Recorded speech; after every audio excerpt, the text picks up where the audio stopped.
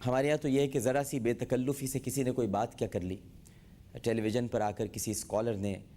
Scholar کہوں یا آپ کی اجازت ہو تو نام نہاد اسکالرس کہہ دوں، اگر کوئی بڑی ہی نئی سی بات یعنی بہت اچھوتی گفتگو فرما لی،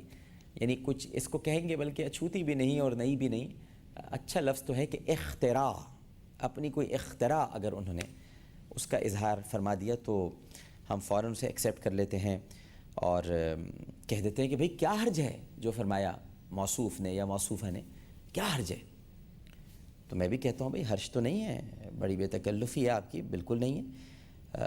زہر بھی ذرا سا ہوتا ہے، اتنا سا ہوتا ہے زہر، اتنا سا ہوتا ہے زہر، ایک بوند، ایک قطرہ، وہ بھی حلق میں ڈال لیجئے، کیا حرج ہے؟ کوئی حرج نہیں ہے، ڈال لی، تھوڑا سا ڈال لیجئے زہر، وہ تو جب آپ لمبے ہو جائیں گے تو پھر پتہ چلے گا حرج ہے کہ نہیں ہے، بس تھوڑا سا ہوتا ہے زہر، حرج تو کوئی بھی نہیں، چکھ کے دیکھ لیں، ذائقہ چکھ لیجئے، چکھنے میں کوئی حرج نہیں ہے،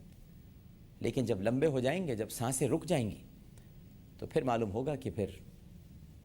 دنیا میں کیا حالت ہوئی، اور پھر آنکھ بند ہونے کے بعد حقیقت کا پتہ چلے گا کہ ہم کس دنیا میں رہ رہے تھے، سوال جواب کی جب منزل آئے گی۔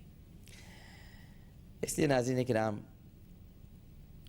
میں آپ سے انتہائی خیر خواہی کے ساتھ آج اس پروگرام میں، ہماری جو اصلاح کا پروگرام ہے، بہت ہمدردی کے ساتھ، بہت خیر خواہی کے ساتھ یہ کہنا چاہتا ہوں کہ اگر آپ کی فضا میں، آپ کے ملک میں، آپ کے شہر میں، آپ کے علاقے میں، آپ کے محلے میں اور آپ کے ٹیلی ویژن اسکرینز پر ایسی فضائیں تشکیل پا رہی ہوں،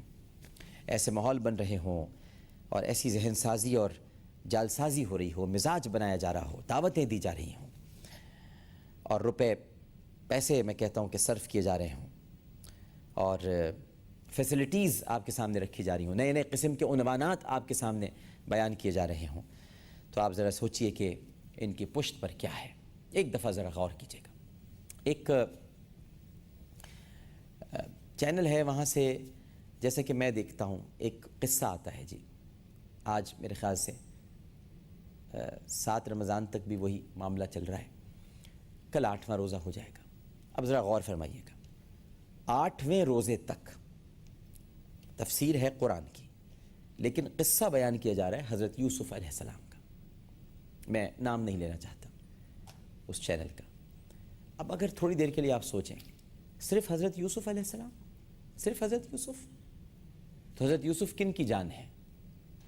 ظاہر ہے کہ ہماری جان تو ہے، اس لیے کہ تمام انبیاء کرام علیہم السلام پر ایمان لانا ہمارا ایمان کا جزو ہے، حصہ ہے، لیکن یوسف ہیں کس کی جان؟ یوسف پر ایمان کون لاتا ہے؟ یوسف علیہ السلام کن کے لیے بہت بزرگ اور برتر ہیں؟ تو آپ کو معلوم ہوگا کہ یہودیوں کے لیے۔ پوری جو جوڈائزم ہے، جو یہودیت ہے، وہ اسی ارد گرد گھومتی ہے، بنیامین، حضرت یوسف علیہ السلام، حضرت یعقوب علیہ السلام۔ تو اگر کسی چینل پر مسلسل حضرت یوسف کا ہی ذکر ہو رہا ہے اور رمضان میں محمد مصطفیٰ کا ذکر نہیں ہو رہا،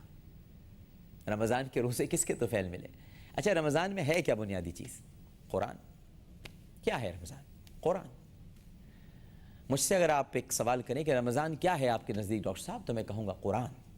قرآن ہے رمضان۔ رمضان میں قرآن نازل ہوا، قرآن کی برکتیں اتری۔ تو اگر آپ یہ دیکھیں کہ قرآن نازل ہوا اس ماہ مبارک میں، اس کی برکات ظاہر ہوئیں، اور آپ اس کے باوجود اگر آپ مسلسل حضرت یوسف علیہ السلام کے قصے سن رہے ہوں، تو پھر کہیں نہ کہیں تو کوئی پشت پر ہے نا، کچھ تو معاملہ گڑبڑ ہے۔ کہیں تفسیر میں محمد مصطفیٰ صلی اللہ علیہ وآلہ وسلم کا ذکر نہیں، کہیں سرکار دو عالم صلی اللہ علیہ وآلہ وسلم کے صحابہ کرام رضوان اللہ تعالی علیہم اجمعین کا ذکر نہیں، بس صرف حضرت یوسف علیہ السلام، حضرت یوسف علیہ السلام۔ میں مانتا ہوں احسن القصص ہے، قرآن کریم کا سب سے خوبصورت قصہ ہے، لیکن قرآن کریم جس خوبصورت ترین ہستی پہ نازل ہوا، اس ہستی کا کہیں کوئی تذکرہ نہیں، تو پھر تو یقیناً کوئی پشت پر ہے۔ اور حضرت یوسف علیہ السلام جن کی جان ہے، میں نے فرمایا، میں نے عرض کیا کہ جو فرمایا گیا کہ ہمارے دین کے اندر تمام انبیاء کرام علیہم السلام پر ایمان لانا،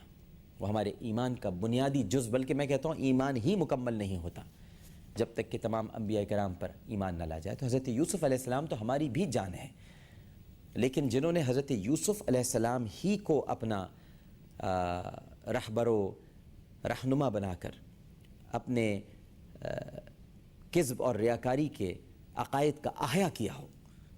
اگر وہ مسلسل حضرت یوسف کا ذکر کروانا چاہتے ہیں تو پھر جو میں نے پہلے آپ سے عرض کیا کہ پیچھے کون ہے یہ ہم کو دیکھنا ہوگا، وہ کون لوگ ہیں۔ تو یہ بات ڈھکی چھپی نہیں، لیکن لوگ سمجھ نہیں پاتے،